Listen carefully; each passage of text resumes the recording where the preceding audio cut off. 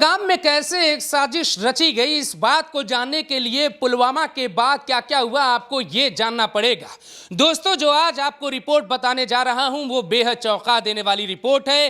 हिंदुस्तान की media TRP के चक्कर में पूरा सच नहीं बताना चाहती है, आपको ये नहीं दिखाना चाहती है कि कैसे पाकिस्तान में बैठे तमाम आतंकवादियों ने कश्मीर में पिछले 3 से 4 सालों के बीच अपने कई आतंकवादियों को भेजे।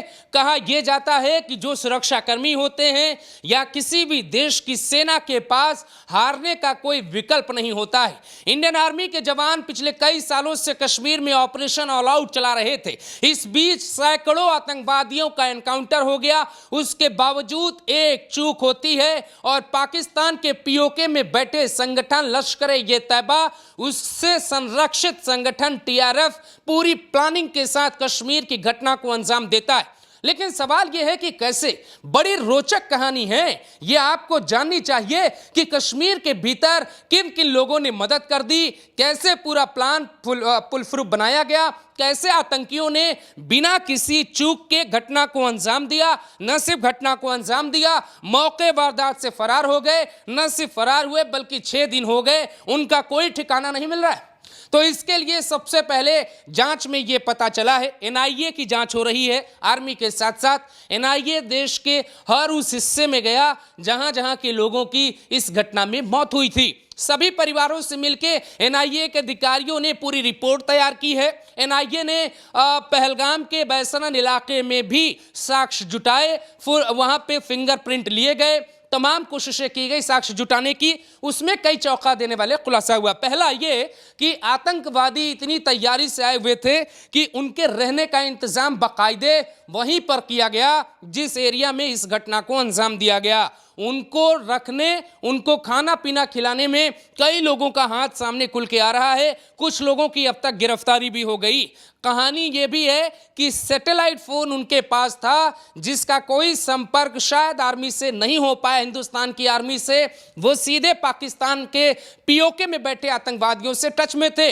इससे भी हैरान कर देने वाली बात यह है कि जो वहां पे खच्चर चलाने वाले मुस्लिम थे लोकल, उनको बाकायदे पैसे दिए गए, रेकी करवाई गई, पूछा गया कि वहां कितने लोग आते हैं, कितने लोगों को निशाना बनाया जा सकता था। सवाल नंबर 1 कि क्या खच्चर वालों को यह नहीं पता था कि जो रेकी की रिपोर्ट वो पहुंचा रहे हैं उसके बाद लोगों की मौत हो जाएगी। दूसरी बड़ी बात यह कि आतंकवादियों ने ड्रोन कैसे उड़ा दिए, सुरक्षा में भारी चूक कैसे हो गई, क्योंकि एनआईए के जांच में यह खुलासा हुआ है कि 5 दिन पहले बैसरन के ठीक ऊपर एक बार ड्रोन उड़ाया गया, ड्रोन से तस्वीरें ली गई, ड्रोन से रास्तों की मैपिंग की गई, ड्रोन से यह तय किया गया कि कहां जाकर निशाना लगाना है और किधर से निकल जाना है। इसके अलावा दोस्तों, यह बात भी सच है कि जिन कश्मीरियों ने इनकी मदद की उनके घर तो तबाह हो गए, लेकिन पूरे तार अभी खुले नहीं। कहा यह तक जा रहा कि कश्मीर के भीतर, जिले के भीतर जहां पे यह घटना हुई वहां पर और भी संख्या हो सकती है। इन लोगों को वहां से बाहर भी निकाल दिया गया। जिन आतंकवादियों को आर्मी के जवान बैसरन के जंगलों में खोज रहे थे, खबर यह आ रही है कि ये वहां पर नहीं है। तकरीबन वहां से 300 किलोमीटर की दूरी पर एक सीमा पड़ती है जहां से वो पाकिस्तान भाग सकते हैं, लेकिन वो संभव इसलिए नहीं है क्योंकि घटना के बाद ही सुरक्षा एकदम टाइट कर दी गई। चप्पे चप्पे पे आर्मी के जवानों को खड़ा कर दिया गया। इसका मतलब यह है कि या तो आर्मी के जवानों ने इन सभी को पकड़ लिया है, इनसे गहरी और 3rd डिग्री के साथ पूछताछ हो रही है। दूसरी बात यह भी हो सकती है कि शायद इन सभी आतंकवादियों का कोई सुराग अभी हाथ में लगा ही नहीं। लेकिन यहां से कई प्रश्न इसलिए खड़े होते हैं कि कुछ लोग पीओके से चल के भारत आ जाते, कैसे आ जाते हैं ये सवाल अपने आप में है। दूसरा, जब वो पीओके में आते हैं तो वो कैसे लोकल लोगों के घर तक पहुंच जाते हैं। लोकल जिसमें एक ठोकर है, जो आतंकवादी जिसका घर तबाह किया गया है, उसने सबको संरक्षित किया, रास्ते बताए, आदिल और आसिफ दो और नाम थे जिन दोनों ने मदद की। इन लोगों को खाना पीना खिलाया, इनको बाकायदे रोकने का स्थान दिया, इन लोगों को बताया गया कि आपके पास पर्याप्त वक्त है। चौंका देने वाला खुलासा दोस्तों ये तक है कि ये 20 अप्रैल को एक बार घटना को अंजाम देना चाहते थे, ये चूक गए। इनकी प्लानिंग ABCD थी। दोस्तों अगर ये घटना में अभी भी चूक जाते तो अमरनाथ यात्रा के दौरान ये हमला करते। हैरानी की बात यह है कि 19 तारीख को कश्मीर में प्रधानमंत्री नरेंद्र मोदी को भी जाना था और प्रधानमंत्री नरेंद्र मोदी भी इन आतंकवादियों के टारगेट पर थे, जिसके कारण अचानक उनका दौरा रद्द कर दिया गया। ये तमाम भूमिकाएं ये साफ इशारा करती हैं, NIA की जांच ये साफ इशारा करती है कि जो चैट मिली है वो स्पष्ट कहती है कि पाकिस्तान के आतंकी भारत में संरक्षित इसलिए हुए क्योंकि कश्मीर के भीतर उन्हें लोकल सपोर्ट मिला। कश्मीर की पुलिस से क्या ये चूक हो गई? जो NSG के कमांडो थे नलिन प्रभात, उन पे भरोसा करके प्रधानमंत्री मोदी और शाह ने जम्मू कश्मीर का DGP बनाया। DGP के साथ उपराज्यपाल की ताकत बीजेपी के पास है, मनोज सिन्हा के पास जिम्मेदारी। उमर अब्दुल्ला सदन में पहुंचते हैं तो सीधे तौर पे कहते हैं कि ये हमारी सरकार की फेल्योर, हमारी सरकार की असफलता है।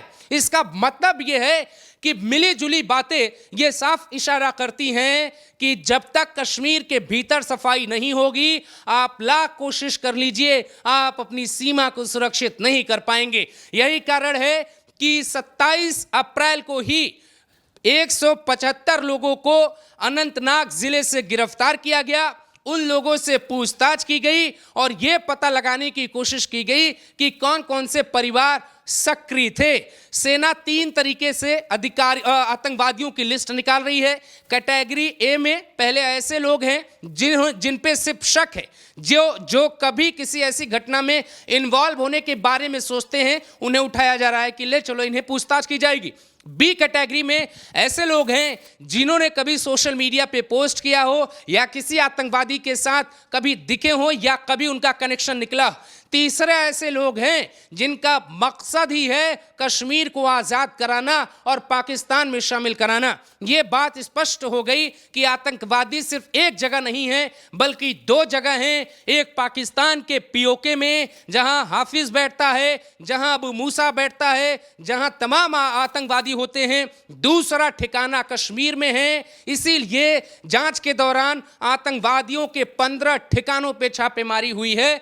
वहां जो कुछ मिला है वो स्पष्ट इशारा करता है कि पाकिस्तान पे कार्रवाई हो सके तो 2 दिन 4 दिन बाद की जानी चाहिए। सबसे पहले कश्मीर में छिपे हिंदुस्तान के दुश्मनों को निकाला जाना चाहिए, जो हिंदुस्तान के सिस्टम में रहते हैं, हिंदुस्तान का फायदा लेते हैं और वफादारी पाकिस्तान के साथ कर रहे हैं। दोस्तों ये मेन वजह है कि पहलगाम में ये घटना घटी। ये मुख्य वजह है कि आतंकवादी निहत्थे लोगों पे गोलियां बरसाते हैं, उनको कोई खौफ नहीं था। आर्मी की ड्रेस दी जाती है, आर्मी के बाकायदे लुक में उन्हें भेजा जाता है। सबसे गंभीर सवाल है और इसका जवाब आप दीजिएगा। जिस वक्त बैसरण में ये चारों आतंकी पहुंचे थे, उस वक्त कई खच्चर वाले क्या वहां पे मौजूद थे जिन्हें पता था कि अब क्या होने वाला है? अगर ऐसा है तो फिर कश्मीर को फिर से जानने और समझने की जरूरत शायद सरकार को करनी चाहिए, क्योंकि अगर ये स्थिति है तो पुलवामा के बाद पहलगाम हो जाता है। क्योंकि अमित शाह की कोशिश थी कि अमन चैन की व्यवस्था की जाए, डोभाल की कोशिश थी कि कश्मीर में बदलते हिंदुस्तान की तस्वीर दिखाई जाए, लेकिन पाकिस्तान की तरफ से बार बार कोशिश की जा रही है, परमाणु बम की धमकी दी जा रही है, पाकिस्तान के नेता खून बहाने की बात कर रहे हैं, पर संभव नहीं है, संभव बिल्कुल नहीं है। क्योंकि पाकिस्तान की वो सिचुएशन नहीं है पाकिस्तान वॉर में जाए। पाकिस्तान 2 दिन पहले चाइना गया, वहां से कर्ज मांग रहा था कि कर्ज दीजिए। ये कर्ज क्या करेगा? पाकिस्तान युद्ध में इस्तेमाल करेगा। पाकिस्तान में सत्ता का खेल चल रहा है दोस्तों, और वहां का जो आर्मी चीफ है मुनीर, जिसका अंत भारत सरकार करने की प्लानिंग बना रही है, वो मुनीर पूरा परपंच रच रहा है। हिंदुओं के खिलाफ वो बयान दे रहा है, वो POK में बैठे आतंकवादियों को संरक्षण दे रहा है, उनको बंकरों से निकाल रहा है, टीआरएफ जैसे आतंकवादी संगठन इतने डर गए हैं कि खुल कर आ रहे हैं, कह रहे हैं कि हमने इस घटना को अंजाम नहीं दिया है।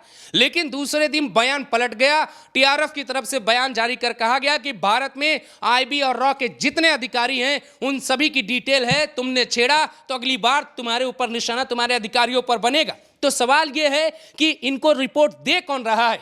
भारत से ये तमाम जानकारियां पाकिस्तान कैसे पहुंच रही हैं? क्योंकि सवाल यही है, कश्मीर में कितनी की संख्या में देश के गद्दार बैठे हैं, इसकी जांच सरकार को कर लेनी चाहिए।